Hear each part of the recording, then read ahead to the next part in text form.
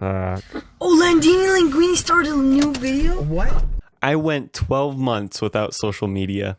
I'm not used to this kind of video format. Usually I just do a voiceover, throw on some footage, and call it a day. But I am trying to work on this. So this video might be a little weird, a little off track. So first we're going to talk about the rules going in. Then we're going to talk about how kind of the following months was affecting me. And this will probably just be a brief overview. And then we're going to go in, it's social media. How did this affect me socially? Did it benefit? Was it bad? That sort of thing.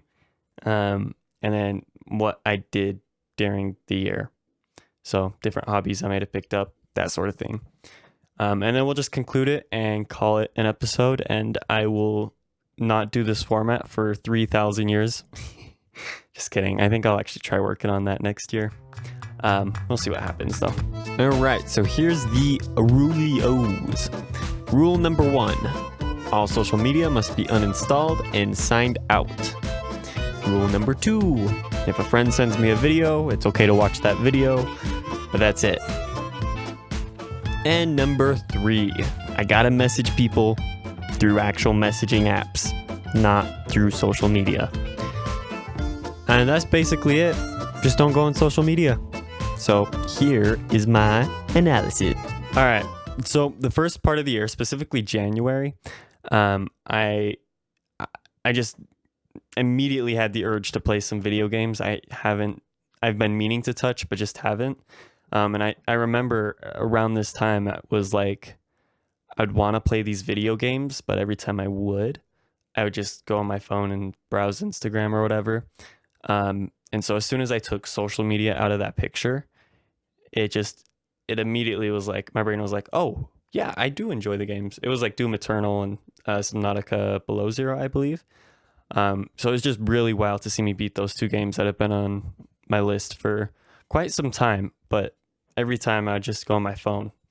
So that was really good and kind of cool to see how fast that happened. So yeah, in March, I bought a new bike. Honestly, so pleased I did. That was one of the best things that ever happened to me. And I fear it may have not happened if I didn't do this challenge, or at least it would have been way later in life. And I am so happy it happened. So during the year, I don't know, probably 6 months through, I could be shorter, could be longer. I realized I was starting to miss Twitter, and that site is not even that good. But I realized I like it. I enjoy it. I enjoy the dumb tweets I would put, my random shower thoughts and stuff. So that happened about 6 months in, and I was like, oh, that's the platform I missed the most out of Instagram. I think that was the other big one I used a lot. There was Snapchat. I never liked that one. Facebook, I didn't even have that installed. I just used that in the browser before that. So yeah, it was mostly just Instagram too, but that one was more like mindless scrolling. So yeah, about 6 months in, I realized, oh, Twitter, this is the one I like. Instagram was the one I could live without. And I mean, TikTok is just mindless scrolling. It's so unhealthy for your brain. And then this challenge became actually a lot easier towards the last few months of the year. I switched from an office job, customer service, to a warehouse.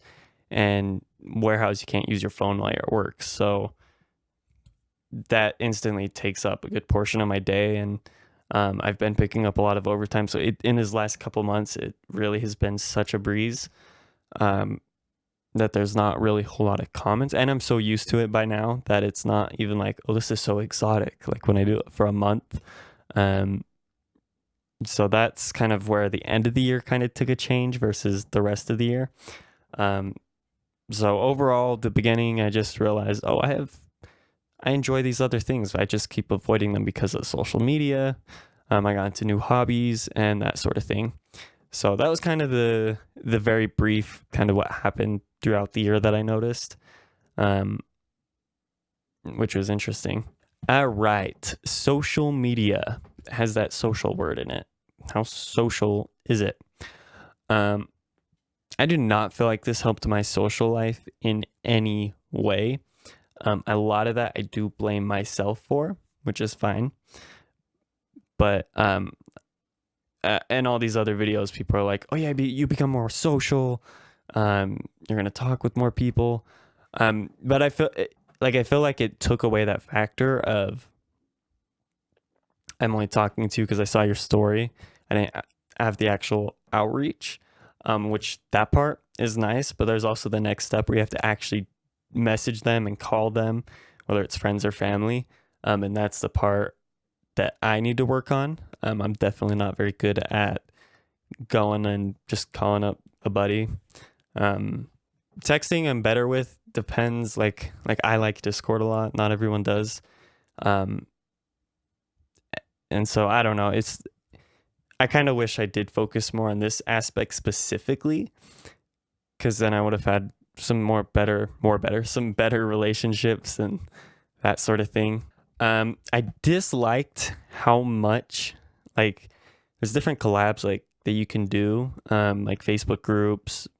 I don't know all the specific ones, but there's a lot of these groups I could have been a part of if I didn't do this challenge. But I feel like if I didn't do this challenge, I wouldn't have known about those groups. But now I do. So going into next year, I'm looking forward to finding some filmmaking Facebook groups and just taking advantage of all those different sort of things that you can do. But we'll see what that looks like. And I don't know of all the specific ones. I just know I kept running into them and I'm like, oh, I can't even do that because I'm not on social media right now. So that I feel like helped another block in making me more social. A plus on the social aspect is a lot of the time I would buy stuff just so I could show it on my story. Something I never realized I did. Now it's like if I buy something, it's a tool for my hobby. It's something that's going to further make my hobby more enjoyable. Or I mean, I need it, but like that sort of thing versus just buying it to buy it. Not saying I didn't have my purchases that were not necessary, but definitely reduced, and definitely I didn't feel like I needed that validation that I previously would get from posting it to Instagram. And the dumb thing is those people didn't even know what I was posting. They didn't know the value of it. And so I don't know. I was young and dumb, still am, but that was definitely something I learned through not having it this year. And so now I look forward when I go back to social media that I'm not worried, hey, these people need to see this. It'll be like, no, I'm happy with that. That's all. And then the next thing I wanted to go over is why I will be going back to social media. I'm 100% looking forward going back. And a lot of that just comes down to the fact I like creating content for it. Like that I enjoy more than the scrolling and that sort of thing. And then the short content. So YouTube, I'm really picky about what I post there because just the algorithm is so picky on there. And that's the one I care the most about out of any of the platforms I post on. So that's the one I'm just so careful on what I post. And I did miss that I couldn't post these dumb little clip things that I might have if I had social media. So I'm really looking forward to maybe the short content, just the different types of content I'll make and post. And then even photography. I miss being able to actually share that and just, I don't know, it feels good when people are like, wow, good job on that photo. Good job on that landscape. So I'm looking forward to that too, which was another thing I didn't realize is part of the process I like in photography. Every now and then a lot of times I take photos and I don't share them, but I still do like having the photos I do share. So in conclusion, for those of you that sticked around somehow, because this video is a lot more rushed than I was hoping for, I had to watch Better Call Saul, so here we are. But yeah, in conclusion, I feel like social media is what you make of it. A lot of people ends up making it bad or good. I don't know. It's just what you make of it. I know a lot of other people with this challenge, it's because they compare themselves to other people.